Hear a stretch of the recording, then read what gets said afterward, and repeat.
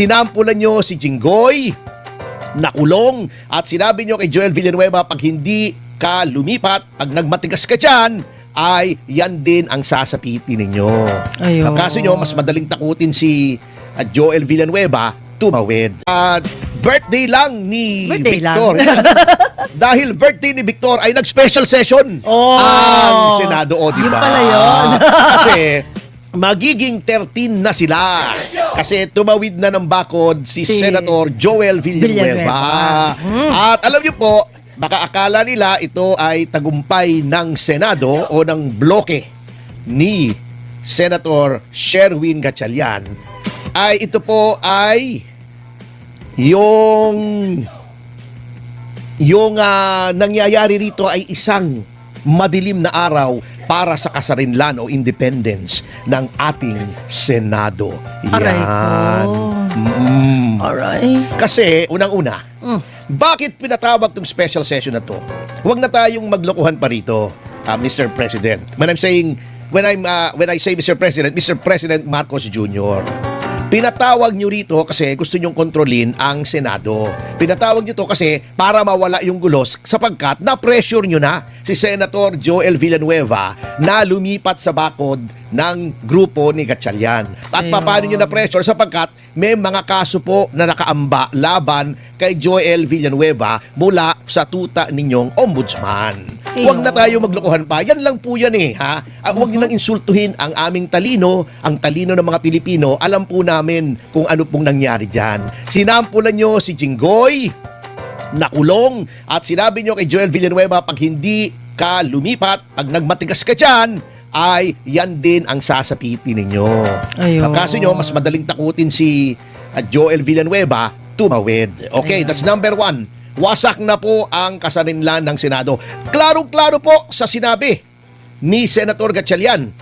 Kaya sila mag-special session kasi gusto ng Malacanang gusto ng Malacanang na maayos yung gulo. Gusto ng Malacanang. Kailan ba dapat sumunod ang Senado sa kagustuhan ng Malacanang? Hindi ba ang Senado ay bahagi ng lehislatura? Dalawang chambers ang legislature, the upper house, or the chamber of the Senate, and the House of Representatives, o lower house. Lower house, yes. Oo. Although ayaw nilang sabihin lower house kasi para daw sila ay parang inferior, di ba? Parang mas mahina daw sila sa mga senador. So, House of Representatives, okay, sige. May mga mas magagaling din naman ng mga tao sa House na mas magagaling sa ilang senador, patas lang naman sila. Pero attorney, ngunit, pagka sinabi mong gagawin natin to kasi gusto ng Pangulo na maayos na yung gulo dyan, sumusunod na kayo sa Pangulo. Sira na po yung independence ng ating Senado. Pinakikita nyo na kayo ay sunod-sunuran sa kagustuhan ng Malacanang. Okay, number 3 puntos. Bakit kailangang tumawag ng special session at kumuha ng isa, mam-pressure ng isang senador para kayo maging 13. That is an explicit admission na yung 12 ay hindi sapat para gawin yung ginawa ninyo. Yan ay pag-amin na ang 12 ay hindi quorum. Yan ay pag-amin na ang 12 ay hindi majority. Hindi po majority ng 24 ang 12, ang majority ng 24 ay 13. Yan ay pag-amin na malabo. Senator Gatchalian, ang iyong pagdepende o pag-rely sa Avellino versus Cuenco. At bakit po hindi talagang matibay? Sapagkat, alam nyo, hindi nyo lang sasabihin. Yan ang fault minsan. Hindi ko naman sinasabing ninoloko tayo ni Win Gatchalian. Let's give him the benefit of the doubt. Alam nyo, may history kami niyang si Win. Kaibigan ko po yan. 2 beses lumaban yan. Talagang kinampanya ko yan sapagkat kaibigan ko ang tatay niyan. Pero wala akong hininging kapalit, kahit pera, kahit pabor, ni isang beses. Alam nyo yan, Senator Gatchalian, never akong lumapit sa inyo na humingi ng pabor sa inyo. But lately, Senator Gatchalian has been receiving bomb advice from his legal advisors. Ewan ko kung ang legal advisor niya, yung dating dean ng law school ng One Ball University. Kasi nung nasa Senado po ako, at nire-represent ko si Cassandra Leong, alam nyo, sabi ni Senator Gatchalian, nung pinayuhan ko ang aking kliyente na to invoke the right to remain silent and the right against self-incrimination. Alam nyo, sabi ba naman ni Win, I think your lawyer is giving you bad advice. Oh. Paano naging bad advice yung rights ng Constitution? So ako, sumama ang loob ko kasi alam kong kaibigan ko siya, ayoko namang mang-away doon at nakakahiya naman, senador siya. I wrote him a 5-page letter. Sabi ko, Win, alam mo, mahal kita, kaibigan kita, pero huwag kang makikinig kung kani-kanino. Eto, pinakita ko sa kanya lahat ng batas, lahat ng desisyon ng Korte Suprema na nagsasabing the right against self-incrimination and the right to remain silent is available sa lahat ng proceedings, maging kriminal, maging civil, maging administrative, at pati na sa Senado. Ayun. Nakalagay po roon sa klarong-klaro. Kaya tumawag sa akin yung kanyang staff, sabi ni staff niya, Ano na sabi? si Ana yung pangalan. Sabi Okay. ni Senator, sorry daw. Sabi ko, pambihira naman siya eh. Ako, kailangan pa ba naman sabihin niya in public? Pero that being as it is, etong advice na ito ay mali na naman para sa akin. Yung reliance sa Avellino versus Cuenco. Yan ang sinasabi ko nga na ang batas, hindi ko po sinasabing kapag ikaw ay hindi abogado ay hindi mo alam ang batas. Meron ngang mga abogado hindi alam ang batas eh. Katulad ni Representative Luis ko. Di ba? Grabe na yan. Di ba? Kasi napakapangit nga. Nung mga sinasabi niya tungkol sa batas. Kala ko madilim yung batas. At kaya po ko nga, si Representative Sendanya, tabingi ang pangangatuwiran. Ala. Oo. Ayun na. Oo. Kasi nga, ang batas po, pinag-aaralan po talaga yan. Mahirap. Hindi ko nilalait yung mga hindi abogado. Kasi, we have to admit, parang ako, pagka sinabi, ako nakapag-aral tayo, di ba? Graduate tayo ng law. Pero pag sinabi mo sa akin, pare, drawing ka nga ng plano ng bahay. Malabo. Ba, hindi pwede.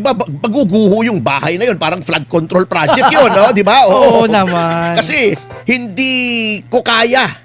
Bagamat nakapag-aral tayo, medyo metalino naman tayo ng konti, hindi natin kaya, hindi natin linya yon. Ayun. Yung batas, mahirap po yan. Yung Avellino versus Cuenco, very tricky yan. Kasi unang-una, that was decided under the 1935 Constitution na iba yung wordings kung ano yung majority.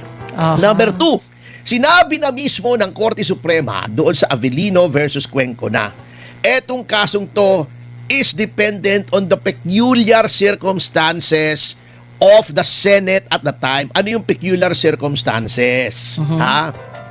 Yung isa ay nasa abroad. Therefore, beyond the reach of the compulsory processes of the Senate. Number 2, yun pong Avellino versus Cuenco, nag-umpisa po yun ay may quorum. And then later on, nawalan ng quorum. Okay. Ito po, nag-umpisa, wala ng quorum yung ginawa ni Gatchalian. Okay? Okay, number 3, doon po sa Avellino, tinry muna nilang makakuha ng quorum. How? By trying to arrest yung mga absent members. Kasi may kapangyarihan po ang Senate President na gawin yun.